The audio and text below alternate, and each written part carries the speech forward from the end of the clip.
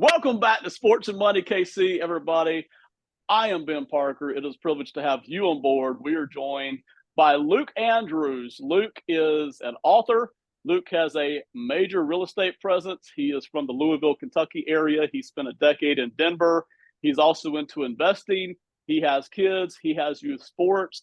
He's got some other things he's doing with athletes these days and NIL type prep. We'll get more into all of that. There's a ton to cover. We're going to cram it all in tonight. Luke, welcome aboard. How you doing? Man, I am excited. I'm hoping you didn't oversell me there at all, but just out here just trying to live up to the hype every single day, brother. I love listening to anybody talk about fun, interesting things. Everything that I just mentioned is interesting. The thing I like best about Luke, and I'll share this with the audience, in the short time I've known him, we've already gone through many trials, toils, and tribulations just to even have this interview. We had a nightmare week of it last week. Luke was kind enough to reschedule with us. So thank you very much, Luke. I appreciate it. To the audience, you can't imagine how much work it took to get us here to this point, but we are locked and loaded. Luke, are you ready, man? Man, I'm excited. Let's get rolling. Let's do it. I'm going to start with sports before we get into real estate investing. Yeah. You mentioned you're from the Denver area, but you live in Kentucky and you grew up in Kentucky. So I want to start with Kentucky basketball. John Calipari, whom I love, is there no longer. Enter Mark Pope. How do you feel about that? I really got mixed feelings about it, man. I'd like to say that, the fan base was kind of split on Coach Cal there towards the end. It really feels like there were so many that wanted him gone. And I got to tell you, I was not in that camp. Always loved Coach Cal. I was excited when he got here. I was excited the entire time that he was here. Did we have some issues and some struggles, and the seasons didn't quite finish the way that we wanted them to? Of course. But I mean, the big complaint that I'm hearing around here, one, they said, hey, he's not great with the X's and O's, which I can absolutely appreciate. I can Right. understand it. But then they talk about, his biggest strength, which is recruiting. But then they talk about that it wasn't good enough anymore because he's bringing in all of these one and done freshmen here. And my whole thought is well, what's he supposed to do? I mean, everybody is going after all of these top recruits. All of the top programs are going after these top recruits. He's Yep. just better at bringing them in than everybody else. He Are you is. supposed to not recruit the best players out there? Are you supposed to go to the second tier? Because then the fan base isn't going to like that either. It came back to bite us a few times. But I mean, at the end of the day, you got to go out and you recruit the best guys. He is better at it than everybody else. And yeah, over time, it kind of start to wear down on the fan base. But I mean, like you, brother, I liked it. I'm as excited as I can be about Mark Pope. I don't think that he was the best hire, but I do remember watching him as a kid. I think that he's passionate about the program. I think he's a good energy for the fan base right now. I'm just hoping he understands what he's getting into. And I guess playing here is as long as he did, he probably does have somewhat of an understanding of it, but it's going to be a tough go. I appreciate the honesty and the candor on that because a lot of what I've been hearing is kind of a glossing of Pope as if it was just time for Calipari to go. And like you said, hey, maybe Pope will be fine. Maybe he's the next great one. But the bar there at Kentucky is so much higher. I can remember as a kid, you mentioned as a kid, I remember Rick Pitino coming in for the first time, and they had recruits who really weren't up to Kentucky standards until Jamal Mashburn got there. And then you had a whole decade of just beautiful excellence. I remember John Calipari at UMass when he was recruiting to UMass, he had Marcus Camby coming to UMass of all places. Nobody before or since has ever cared about UMass in a national way. Calipari was that good that he had him doing that, and he did it elsewhere too. So I'm Look going what to he miss did at Calipari. Memphis. I mean, Yes, Memphis was nothing when he got there, and no, then I mean they fell off the map after he left. they did. I mean, so I love Calipari. Now you're right. Could he have done some things better? And does he kind of struggle at X and O sometimes? Sure, but I listen. It's one thing to say that hey, we really care about our sports, but Kentucky basketball is at a whole nother level with the Mhm. crazy and the passion. I mean, it's completely different. Oh yeah. I mean, like I said, I've got two boys here at home. My boys are 14 and 12, and I mean you start to see some of them teenage hormones come out, some of that anger really kick in, that testosterone that's starting to roll when Kentucky's Yes. not playing good, or when some of the Denver teams aren't playing good. I mean, it makes my household a very tense place. I feel awful for my wife. She is an absolute saint for putting up with us. So yeah, don't come around your house when there's a Kentucky basketball game on, huh? Stay away. Oh yeah. I want to talk about Kentucky football a little bit too, because that is not a nationally recognized program unless you're already into college football. You know, your average NFL fan, NBA fan wouldn't really be aware that Kentucky football is different than it used to be. It used to be kind of the 6-5, 5-6. Hey, let's get into a Liberty Bowl kind of a place. And it's different now. You're looking at 8 wins, 9 wins, 10 wins in some seasons. You're beating Florida in some seasons.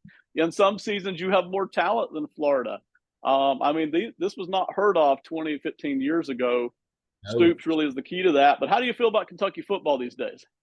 Man, I will tell you that I haven't been able to keep up on the Kentucky football side as much as I do the basketball side.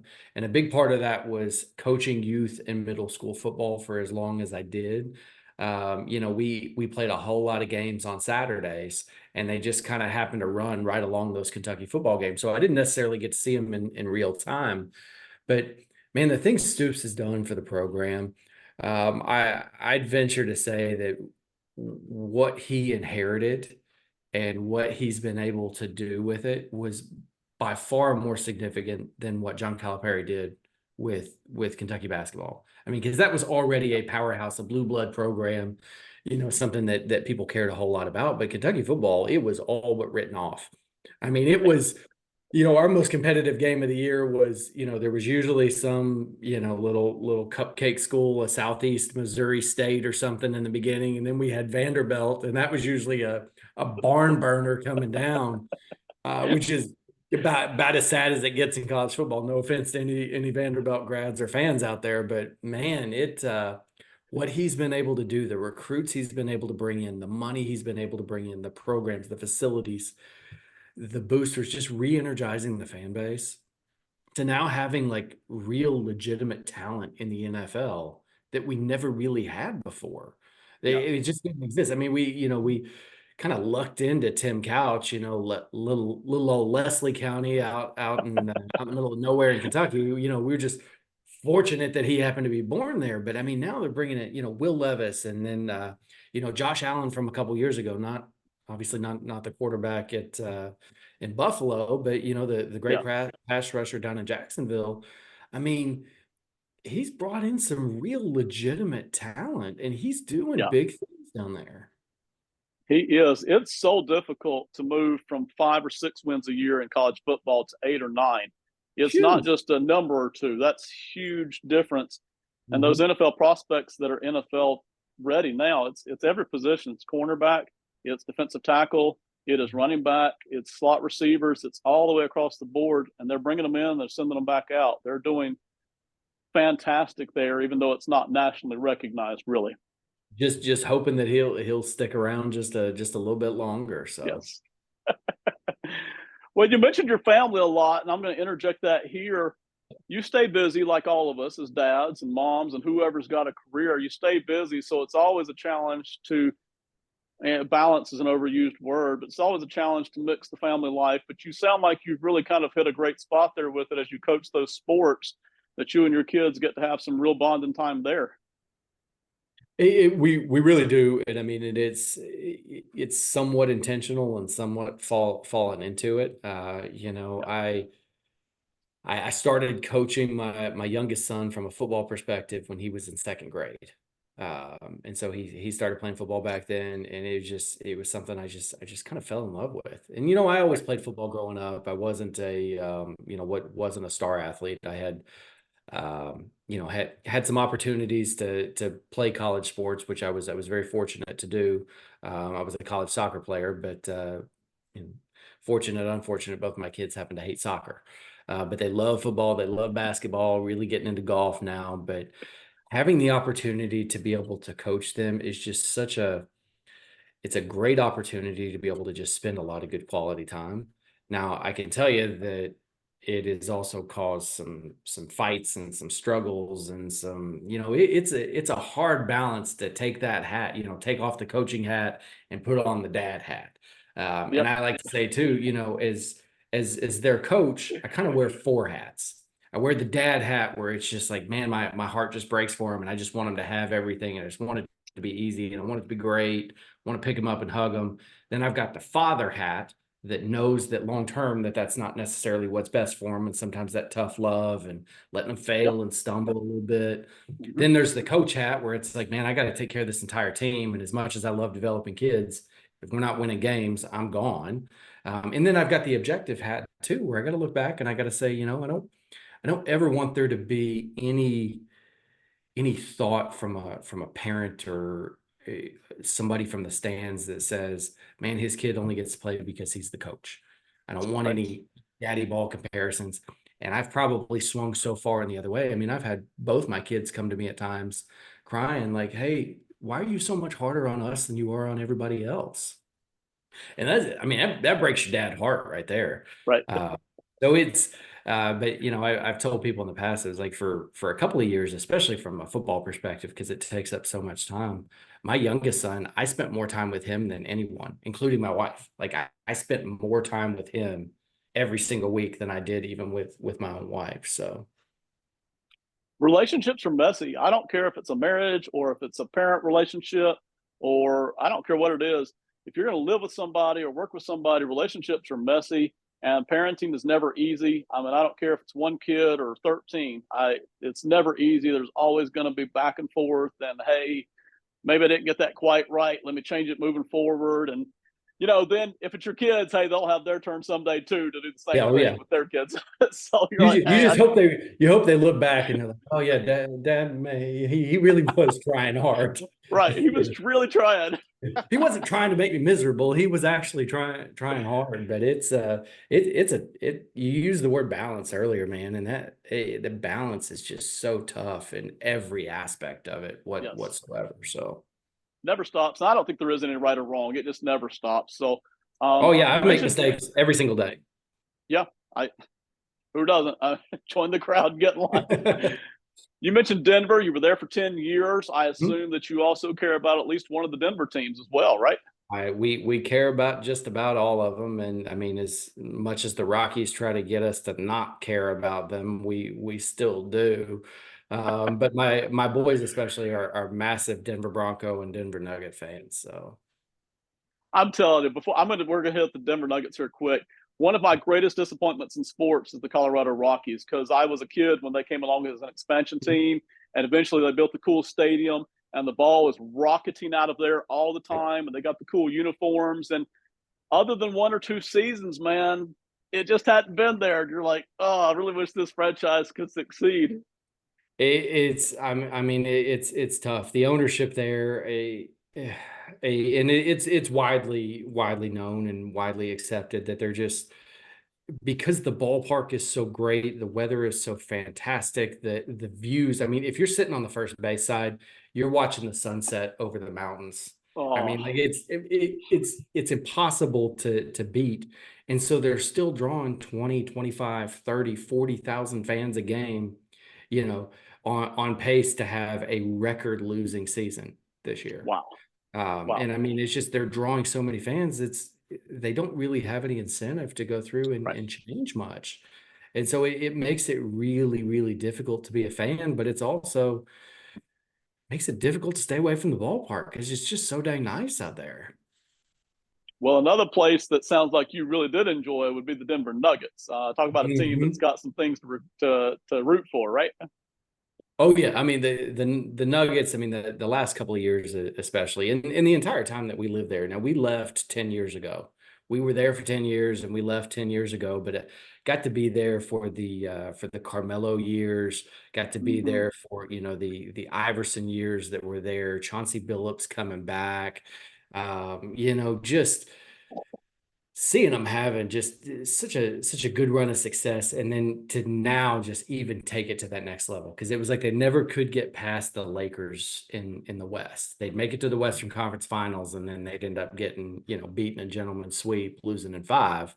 And now to see them kind of getting over that hump and really competing on a year-to-year basis. And what makes me even happier is with Jamal Murray, kind of, one of the guys leading the charge, another Kentucky guy, somebody I watched here play with the Wildcats, and now he's out there rolling with the Nuggies. So They got a serious team, obviously by their world championship, and I don't expect they're going anywhere. I figured they're here for a while to keep battling for these things. So, all right, I think that's it for the sports tonight. We've got a whole bunch more I want to get into, so I'm not going to sure. linger on that any longer. I'm going to start with your real estate. You mentioned to me in a previous conversation. I'm going to steal your content right here, man. You mentioned something about 40 under 40. And because you're in real estate, you've got kind of a little mini empire there you're working on as you put together quite a team. So talk to us about how you got into real estate and kind of where it's gone to. Well, so real estate, I've kind of got a few facets of it that I do. So I am an agent. I do help people buy and sell. But a big part of what I do is I also help grow, develop, mentor, and lead young agents. So I've got a team of about 23 agents there, who we're trying to help, like I said, grow, develop, lead. And then I've also got the investment side of the business as well. So that's kind of where that 40 under 40 talk that you were talking about there. I was fortunate enough to be able to purchase my 40th investment property right before I turned 40. I think that year, I think we closed on it in March or April, and I turned 40 in September. Now we've since sold some off, and we've traded a few here and there, and kind of gone into some different things. But the investing aspect has always been such a fun part of it. You asked how I got into it. I mean, from the investing perspective, kind of an interesting story there. I had a buddy, and we worked together. We were both in the corporate world, working 9 to 5s, and just looking for ways of like, hey, how do we get out of this rat race? And real estate investing just kind of seemed to keep coming up. And we used to take walks at lunch and kind of talk about like, okay, here's what we can do, here's what we think. And there was this up and coming area of town, and it's crazy to even think about now, but you could pick up a house that needed some work, but you could pick it up for about 20-25 grand. And so we Nice. thought, okay, well, we'll pay cash for it. Yep. We'll do some of the work ourselves. We'll fix it up. We'll get a tenant in there. We'll turn around. We'll refinance. We'll repeat and buy another one. Well, all of a sudden, an opportunity to buy 13 properties fell into our lap, and it was just 13. 13. And it was just like somebody came to us and they're like, hey, we're looking to get out of the business. We want to sell our portfolio. And we were like, oh, great. Let's take a look at it. We might buy one or two. And they said, They said, you're going to buy them all, or you going to buy none? And I'm looking at this deal, and it's a good deal. Like I could tell Good. it was a good deal, but we didn't have the money for it. We didn't have the contacts. We didn't have the money. We didn't have the down payment. We didn't have any of it. And so we started talking to some friends of ours who had a boatload of doors, some people that, I didn't really know, but my business partner knew them well. And we were like, so what would you do if you came up with this deal? And he said, well, if it were me, I would partner with somebody like myself, and I'd go in and I'd buy them. So we created a partnership where, he and his business partner took 50%, and me and my business partner took 50%. But the problem is we still didn't have 50% of the down payment. So not only we didn't have any of the down payment, we didn't have 50% of the down payment, which we needed. So again, but I'm looking and I'm like, man, this deal it's too good. It's too good. It's too good. I got to find a way. I got to find a way. And so it hits me one night when I would not take no for an answer. I said, we're going to put these into property management, right? We're going to hire a property manager for these. And the guy said, yeah, absolutely. And these guys, they had plenty of money. They didn't even need us for the deal, but we brought it to them. So they were going to keep us in. And I said, well, what if we do this? I said, we can put up about 30% of the 50% that's needed.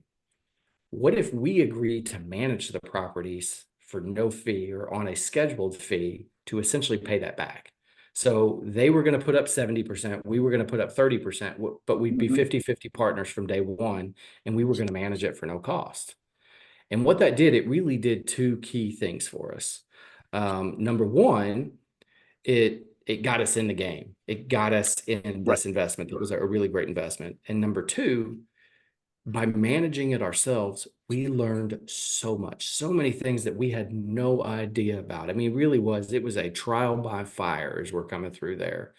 But we did it. We had that schedule that came through. We were able to turn the rents over. We had it paid off in about 9 or 10 months. And then all of a Wow. sudden, it's like we're kind of off to the races. Created some additional value, able to refi, pull some cash out, and then start buying another one and another one. And then, oh, this other package falls into our lap. Until eventually it's just, it just grows enough to where we can't property manage it any longer. But Right. we're in a space where we can now hire it out. We can continue to be in the game. So it was all about recognizing a good deal and not being willing to just say no when that first, second, or even third or fourth roadblock comes up. I love all of that. That story is fascinating. The percentages. I love watching a deal come together, and not all deals come together, right? But I love watching deals come together and the percentages that get handed out and kind of parceled out, and you're kind of counting costs and stuff. But you mentioned it. Such one of the keys of everything in life, sports, I don't care, is recognizing that deal when it's there. I mean, if you just sit around and say, I hope one hits me in the face, it may not. But if you've worked, you put yourself in position, you put in the time, you put in the work, and you're in a solid state and you recognize it. When you see that deal, you jump on it. And it may take some work, but you jump on it right then when you see it. You don't say, oh, well, pass it up. That may be the only one that ever comes. You're exactly right. And a lot of times that deal will hit you in the face, but you have to have your eyes open to be Right. able to recognize it and see that it's there. A lot of people just see it and it's like a gnat or a fly, and they're just kind of, knocking it off Yes. their face there. And it's like, well, wait a minute, this means a little something. Yes. That's fantastic. Such a huge deal, too. I'm sure there were some tense conversations, though, being your first one, 13, not even having 50% of the down payment. I'm sure there were some tense conversations in the lead up to, hey, we've actually got this rolling here. Absolutely were.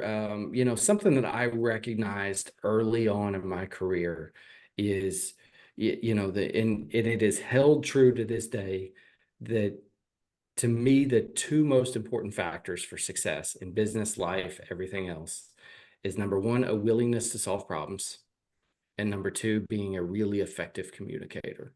And if you can do both of those things, life gets pretty dang easy. And so that was one of those things is I absolutely had the willingness to go out and solve that problem. I could see that it was there. Problems kept coming up and it's like, how do we solve them? How do we solve them? How do we solve them? But being able to effectively communicate how that deal looked to not only these business partners, but also to my wife. It's like, hey, I want to take all of our savings, everything that we've got here, and I want to turn around and invest it into this. Here's why it's a good idea. Here's why you ought to trust me. Yes. That was probably the most tense conversation out of all of Right. them. I didn't want to say it specifically, but yeah, that's where my mind was taking me. Oh Yes, yeah. that's always the toughest conversation.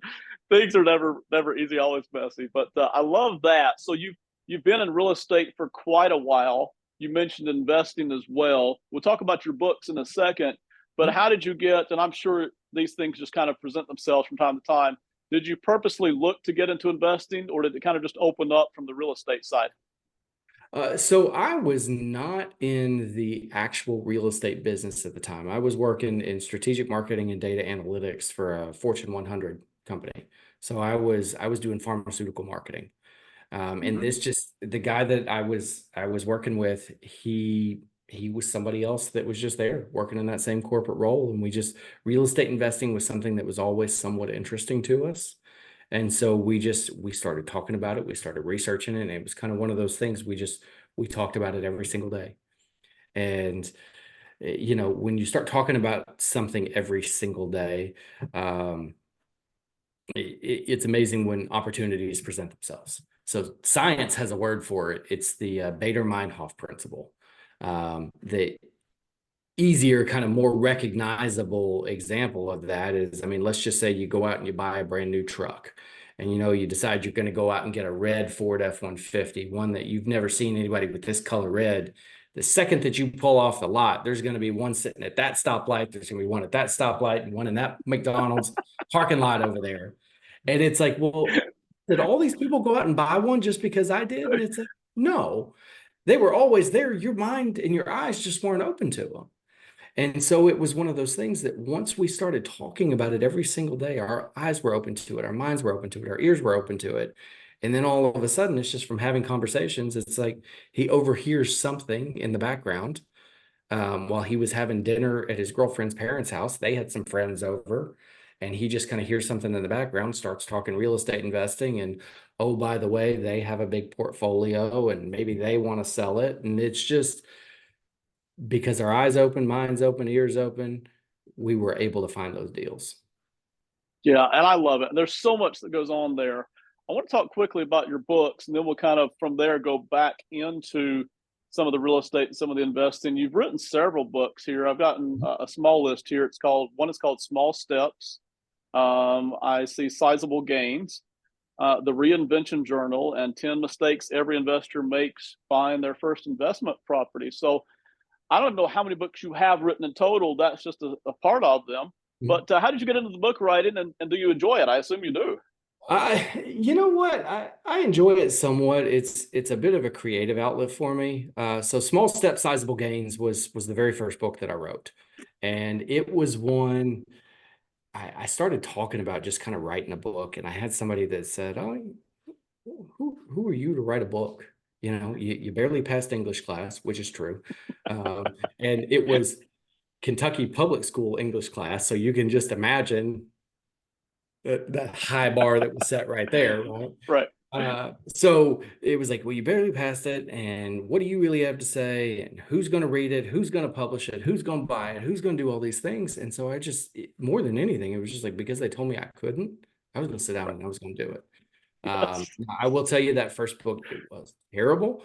You know, in order to make it long enough for Amazon to print it, like the font is massive, the margins are huge, it's not very big. But it resonated with people, and it spoke to some people, and I ended up on an Amazon bestseller list with it. And so it was really all about, it was a time in my life when I was going through that real estate stuff, and I was looking at making a transition and a change. And so I'm following all of these pundits, and this was before Instagram and TikTok, but like people on Facebook and YouTube, and they're all like, oh, hey, you gotta go all in with your dreams. You gotta quit your job, and you gotta go move to wherever your mentor lives, and you gotta work for him for free for a year. And I was like, that sounds all great, but I'm not 19 years old. Right. I'm in my 30s, and I got a mortgage, and I got kids, and you know, Mhm. the grocery store didn't accept hugs and good feelings. They want cold hard cash. So I can't Right. do that. I said, but there's got to be a way that people can make big changes in their life by just they can make these massive gains by just taking these small steps every single day.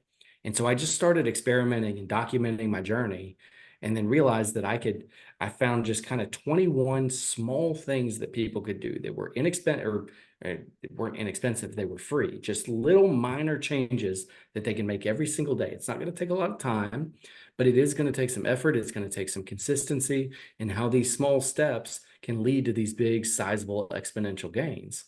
And so it did speak to people. It ended up on an Amazon bestseller list. Like I said, for anybody going to read it, you could finish it in about 25 minutes. And it is absolutely terrible. If you were part of the grammar police and you like sentence structure and spell check and everything else, it is the wrong place for you. But it worked out well. And then that just kind of expanded into something else. I was in a spot where I was journaling quite a bit, and I was buying all of these journals, and I was looking for guided journals specifically, and they all had pieces of what I needed and what I wanted, but nothing had exactly what I wanted. And then this light bulb goes off, and it's like, well, you've self-published stuff before on Amazon. Mhm. Just go create your own journal. And so what I did is I just kind of basically hand wrote on a sheet of paper, this is exactly what I want. This is what I need it to do. I sent it to somebody on Fiverr. I paid them $80, and they formatted it for me. I sent it over to Amazon, and I just put it up there for sale, just simply because I wanted to be able to, whenever I needed one, I could just put in an order and buy it cheap, and they would just print it and ship it directly to me. I didn't have to worry about anything else. And then Right. organically, people just happen to find it, and you get a few sold here and there. And I'm not retiring off that money, but I could buy groceries once a year from it. Right. Um, but and then again, it just kind of started growing from there. And then I wrote a book all about real estate investing, and that was strictly an ebook, and that's pretty much all I'm writing these days are just small little ebooks that are really just I want to normalize people making mistakes and normalize talking about those mistakes. And so I write a whole lot of books about just the mistakes that I've made and trying to help people learn from them and just say, hey, you're going to have your own stumbling blocks, but maybe you have a few less because you've seen some of the stupid things I've done. I'm going to get to one of your books specifically in a second and an excerpt out of one of those books in a way. But I want to hit on something real quick. You seem like a very talented guy. Like like you have talents in a lot of different directions. But Well, that's sometimes, anybody can look that way on this computer. Don't read anything. sometimes just stubbornness and hard work and the I won't quit can also push open doors. Even if you're not a talented person, you can push open some doors just by saying, hey, I'm going to keep pushing, and working hard and being stubborn here. Yeah. Yeah, I mean there is the adage of, if there's a wall in front of you, you can keep beating your head against it, and eventually it's going to fall down, or you're going to die. So I figure Right. one of the two of them, either way, I'm not gonna care too much about it. So, um, but yes, there are many things in my life that I've probably done the hard way, but I've been able to do it because I've been incredibly persistent and relentless on, if I get a goal in mind, I'm going to work to achieve it. I have a very deep rooted insecurity and fear of mediocrity. And so it's just like, if I'm going to fail, I'm going to fail spectacularly, which I I've love done that. over and over again. Yes. But we're going to be spectacular no matter what. I love it. Specifically, one of your books, I already mentioned it, 10 mistakes every investor makes buying their first investment property. Would you mind walking through us maybe just one of those mistakes, and without giving everything away, just kind of giving a glimpse of, hey, here's a typical mistake that a lot of people make, just one of them. Yeah. So really there's two mistakes that I'll go into, and they're kind of back to back because I like to talk about them both because they're very contradictory of one another. So the first one is over leveraging. I think it is very easy to over leverage when you're buying an investment property, borrowing too much against it and then not thinking about, okay, well, here's where the cash flow is going to be and what you need to do. Right. And so it is very easy to make the mistake of over leveraging, which I've done. But the next mistake right after that I immediately go into in the book is under leveraging. I think there are so many people that are so afraid of debt and kind of this Dave Ramsey mindset, which if you're a Dave Ramsey fan, I think that's great. That's fine. You need Right. to do what works for you. I'm not. I don't necessarily agree with that. I think when debt is used responsibly, I think that it is a very powerful tool, especially in the investing space. And if you can go through and you could say, okay, just look for just easy numbers and easy examples. I have $100,000 that I can go to invest, and I can buy one property for $100,000 and I can pay cash for it, or I can buy five, putting $20,000 down on each. And then I've still got a mortgage that's manageable enough that the cash flow on a monthly basis is going to cover it. And it's Right. highly unlikely that they're all five going to be vacant at the same time. So I can cover, cash flow if one sits vacant for a month or two. And Mm-hmm. then you've got all of that appreciation over time. Because the market has been appreciating significantly fast, and a heck of a lot faster than it would be if I had to turn around and save up another $100,000 to go buy a second one. Right. Well, all of a sudden in 3 years, I've got enough that I can pull equity from those and I can buy another three or four. And that's where you really, that snowball effect, those exponential gains really start coming in. I love that. And without trying to shade Ramsey and listen, if you've got consumer debt and you can't handle your debt, go see Ramsey. All right. But Yeah. for debt that you're using to turn around and make profit on, unbelievably powerful tool that literally hundreds of thousands and millions of people have used around the world for many centuries, not just the past 20 years, for centuries. When it's used responsibly, you kind of count out the cost. So I love that. I'm buying everything you're putting down on that. Tell everybody where that book is. Is that an ebook? Is that something they can find on Amazon, the 10 mistakes? That is a 100% free ebook. That was one of those that I thought about putting on Amazon and going out and selling it. And I said, no, if my real passion is actually helping people in this and believing that the world needs more good investors that are out there, good investors with the right intentions and the right attitudes and the right understanding, I needed to make it free. And so I created a website, 10investormistakes.com, and it's the number 10investormistakes.com. They can go download it 100% for free. And yeah, it's, like I said, again, short, easy read. That's kind of my MO. I think you'll figure out there. And again, if you're part of the grammar police, if sentence structure and things like that are going to bug you, don't even start reading it because you'll be so caught up in that.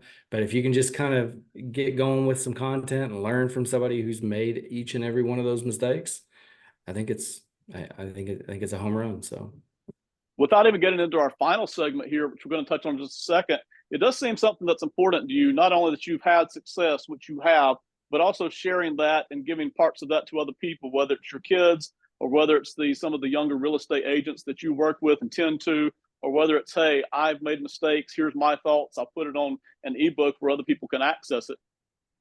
yeah, I mean, I had so many good people help me along the way that I absolutely have a responsibility to go out and do that for other people.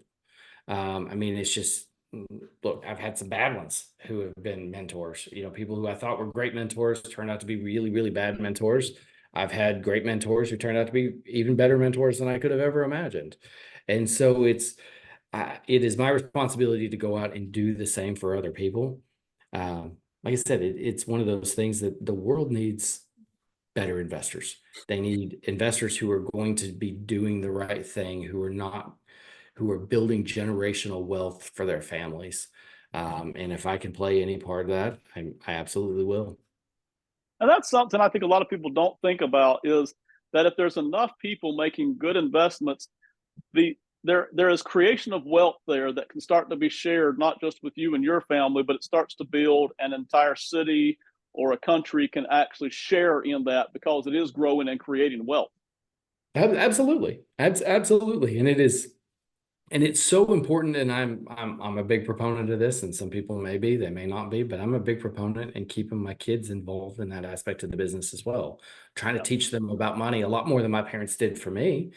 And I used to take them to go collect rent with me for a while, Mm-hmm. and it was like, and it really hit me hard. And my son was probably 5 maybe, and I'm out taking him, and I was like, I want him to see that people live differently than we do. And I was Right. explaining like, hey, these households are a little bit different. These kids don't have the same things that you have.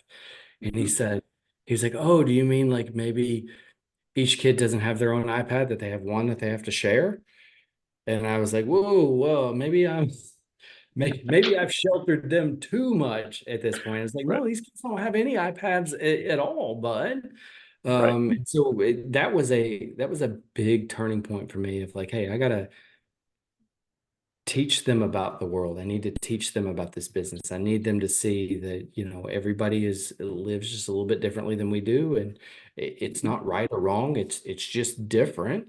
But they need to understand just kind of how the aspects of the business work. And so trying to show them the spreadsheets that we work off of, and, how we're keeping track of our income and our expenses and how every little thing that happens. Cause he's like, oh, why don't, you got to run out all the time and go do this. Why don't you just hire somebody to go do that? Well, Right. let's look at the spreadsheet and let me show you one. I'll show you on this. Yes. It's a great point. I love it. We could do an entire interview on any one of the topics we've covered tonight. We're covering 5 or 6. I've got just enough time left for the last one, which I think is just as interesting as all the others we've covered tonight. So you're doing something these days, and I don't know how long you've been doing it, but you're teaching young athletes some different skills involved with communication and negotiation and finances. There's even some NIL touches there, which actually fascinates me. So talk us through that and kind of lead us into what you're doing there. Sure. So this is a very, very new venture for me. Um, it it it stemmed from, my kids playing some travel basketball and having conversations with the coaches and the leaders of the program. Hearing them talk about, we need kids that are great teammates and kids that can communicate in the locker room and kids that can do this. And then it led me to asking questions about the recruiting process and started talking to coaches and scouts and recruiters and agents, even in the pros, and finding out that like, hey, where are you finding challenges with these kids?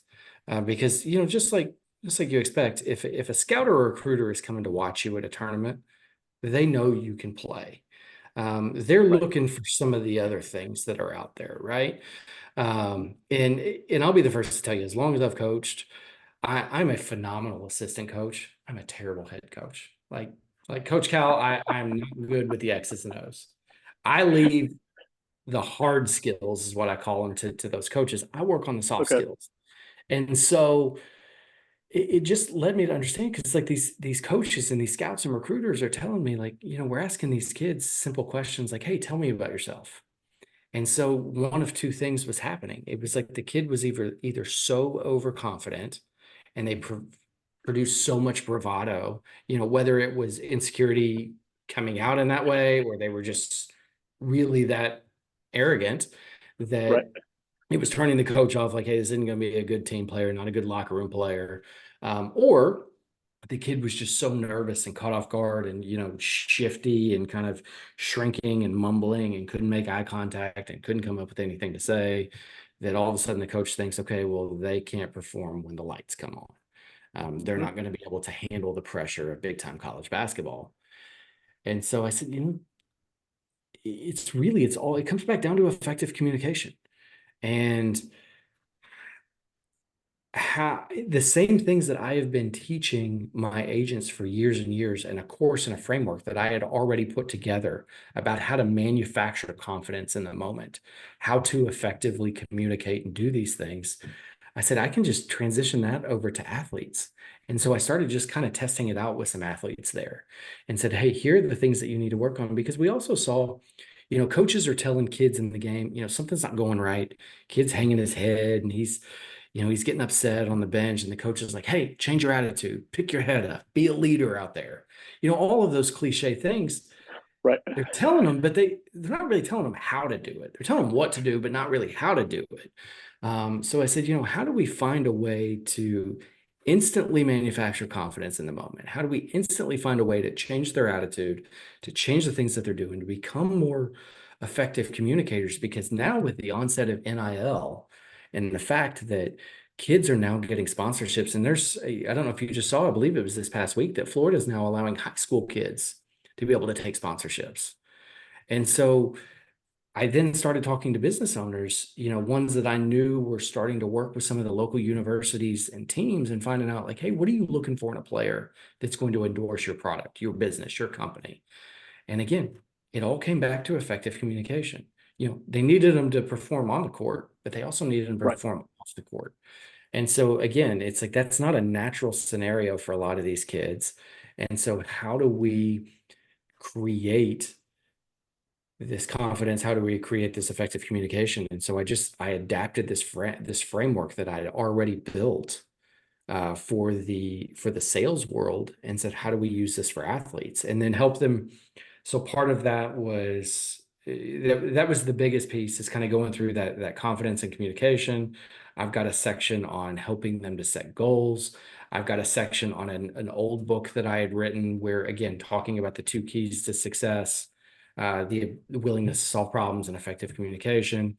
And then I've got another one helping them too with what I call their elevator pitch, which is, if you're familiar in the sales world with what an elevator pitch is, it's, if you were just going to take an elevator ride with somebody, and you had just that 30 to 60 seconds to tell them what it is that you're selling, what the value prop is, how could you do it? Well, when the coach comes and asks you, tell me about yourself, we need to have that prepared and ready to go.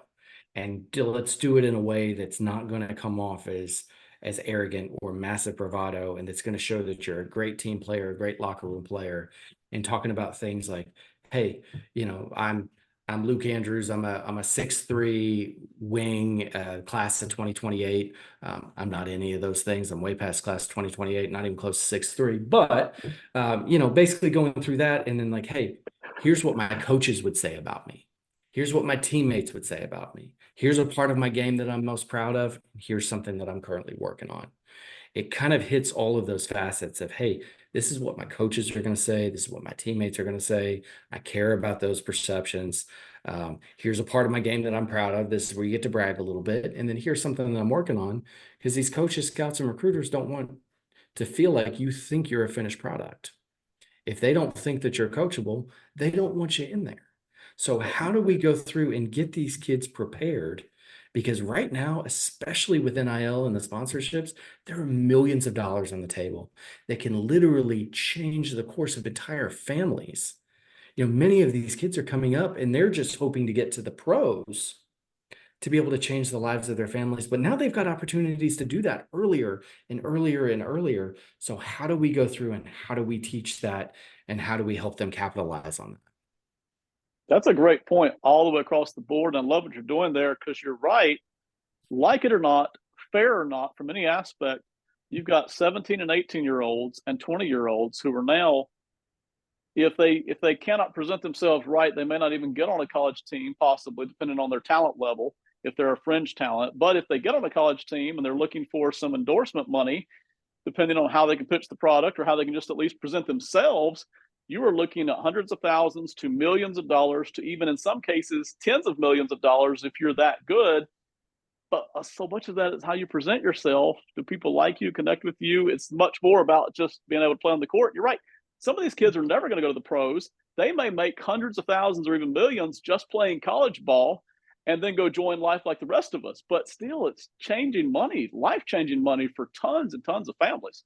It absolutely is. And it's one of those things that I look at, that I try to produce the skill sets and to, drop the nuggets in there, that these are skills that are going to take you beyond sports. This isn't Right. just meant to be a sports conversation. Now, that's kind of the avenue that we're getting into, because that's what Uh-huh. the kids are interested in and excited about. But these are skill sets that they can take with them from everything from job interviews and asking for promotions and raises and negotiating salaries, to just interpersonal communications and relationships, communication with their teachers, communication with their parents, their boyfriends, girlfriends, brothers, sisters, all of these things. And and just kind of looking at the recruiting aspect of it. Like, I think about back when I was being recruited, we were, when they use the phrase now, they use it and I don't think they really know what it means. They're like, oh, I'm sending out tape. You ain't sending out tape. You're sending out a YouTube link or an On3 or something like that, Huddle, or, I was literally sending out tape. And Right. like, I was doing my own recruiting, like, hey, please, coach, please watch this. Please give me a chance to come down and do this. Yeah. Uh, the beauty of all of this technology with Instagram and YouTube and Huddle and On3 and all those is, there's so much more access than ever. But the downside is, there's so much more access. Now it's a crowded space. How do you stand out? So let's create these additional skill sets that are going to help us stand out from everybody else that's out there. Last point on this, and then we're going to shut it down for the night. You can tell people kind of where they can reach you out, social media or otherwise. But there's and this has been true for a long time. There's so many people these days talking about how recruiting and now NIL is dirty business and it's wild and it's crazy and all this, and their coaches looking to get out of it. But listen, somebody's got to stay. Somebody's got to be the coach. Somebody's got to be the AD. Somebody's got to be the guy who's helping the athlete. Somebody's got to stay and do all this. It might as well be good, successful people who, on some level, have a kid's interest at heart, versus maybe somebody who's just got their own agenda at heart. People in there still making a difference in what can be a crazy world. Yeah, you are 100% correct, and it is so difficult and challenging right now. I guess the way that I've chosen to look at it, and I think really the only way that you can, is we play within the confines of the rules that are there. I tell my Yeah. kids, because they're, doing all these, they're at school now, they've got sixth grade graduations and eighth grade graduations and kindergarten graduations. Like, I didn't have any of that, you know, but it's like, well, is it as big of a deal as a high school graduation? No, but we slay the dragons that are in front of us. Right. We take care of business that's right here. Those are the rules that we have in place as of now. The hope is, like you said, that somebody is going to have the kids' best interest at heart, and they'll adjust the rules, because right now it's kind of wild, wild west out there. But they'll adjust the rules over time to make sure that the kids are well taken care of. Right. But until then, we play within those confines, and I just want to help these kids maximize everything that they can, because tomorrow is not promised, and 99% of us are going pro in something other than sports.